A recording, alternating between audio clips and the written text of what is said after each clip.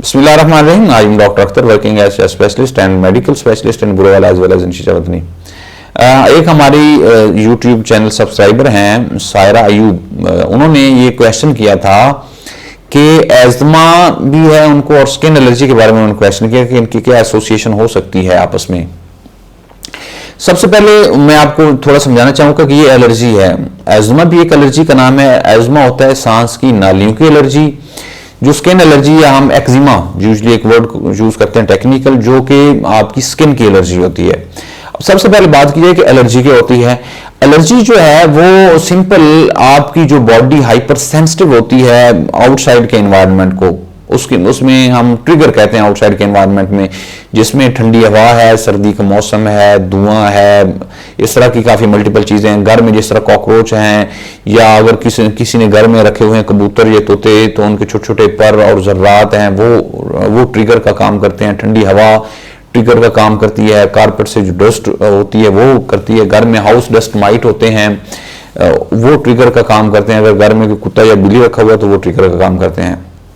अब इन तमाम चीज़ों से क्या होता है कि आपका जो बॉडी है, आपका जो जिस्म है वो हाइपर सेंसिटिव होता है। एक बाज़ का तो आपके बहन भाई होते हैं, किसी को कोई प्रॉब्लम नहीं तो आपको मसला होता है। उसकी वजह ये कि आपकी जो बॉडी है वो उसको हाइपर सेंसिटिव उसके खिलाफ हो जाती है।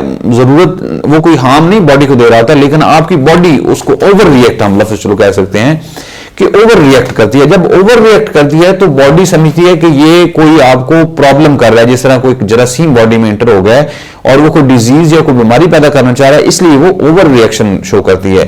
तो इसमें जो मैं समझाना चाह रहा हूं कि एलर्जी की अगर आप आम लफ्जों में आपको अगर समझ आ जाए तो वो ये है कि ये आपकी अपनी बॉडी का एक पैदा करदा बीमारी है। ये बीमारी होती नहीं है, आपकी बॉडी हाइपर सेंसिटिव होती है या ओवर रिएक्ट करती है बाहर वाली की चीजों को, जिससे आपको एलर्जी हो जाती है।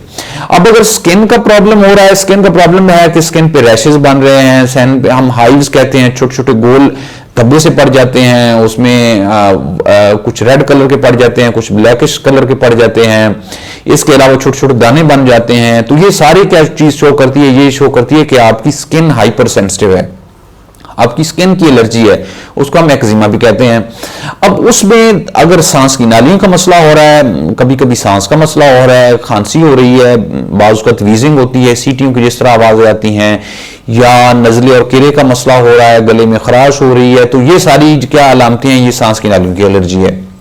अब इसमें होता यह है कि एसोसिएशन क्या, अब एसोसिएशन है कि मोस्टली पेशेंट्स में जिनको स्किन का प्रॉब्लम है उनको सांस का हो सकता है, जिनको सांस का है उनको स्किन का हो सकता है।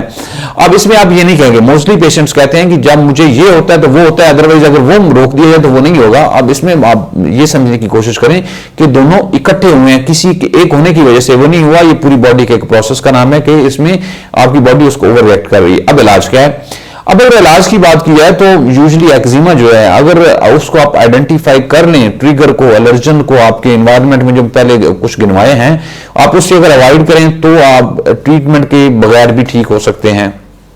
लेकिन अगर एक लिमिट क्रॉस कर जाए तो उसमें नहीं बाज़ का फायदा होता, तो उसमें फिर आप जिस तरह अगर आप एज़मा का अगर ट्रीटमेंट कर रहे हैं तो उसमें हम एंटीहिस्टामिन यूज करते हैं, यूजुअली एक ड्रग्स का ग्रुप है, तो उससे यूजुअली स्किन के प्रॉब्लम्स का भी फायदा हो जाता है।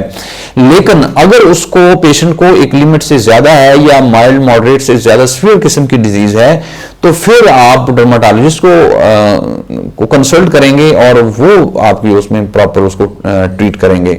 तो अगर आप ब्रीफली आखिर में बताऊं तो वो ये है कि एक एज़मा और स्किन की एलर्जी जो एक्जिमा है, इनकी आपस में एसोसिएशन है। ये सेम प्रोसेस का नाम है, सिर्फ मुख्तलिफ ऑर्गन्स को अफेक्ट करने से डिफरेंट ऑर्गन्स में इसकी अलामतें या सिम्टम्स ज़ाहिर हो रही हैं। दूसरी बात, इनकी ट्रीटमेंट डिफरेंट तरीके से होगी, सांस का अलहदा से होगी, इसकी अलहदा से होगी। लेकिन कुछ केसेस में अगर हम एज़मा को ट्रीट करें तो साथ में स्किन एलर्जी भी खत्म हो जाती है। तीसरी बात यह कि अगर आप ट्रिगर फैक्टर से बच जाएं, जो चीज़ आपको एलर्जी कर रही है, तो उससे भी आपका बचाव हो सकता है और आपको सिम्टम्स नहीं, वो फिर आपने आइडेंटिफाई करना है कि किन चीज़ों से आपको प्रॉब्लम हो रहा है, सांस का हो रहा है या इसका स्किन का हो रहा है।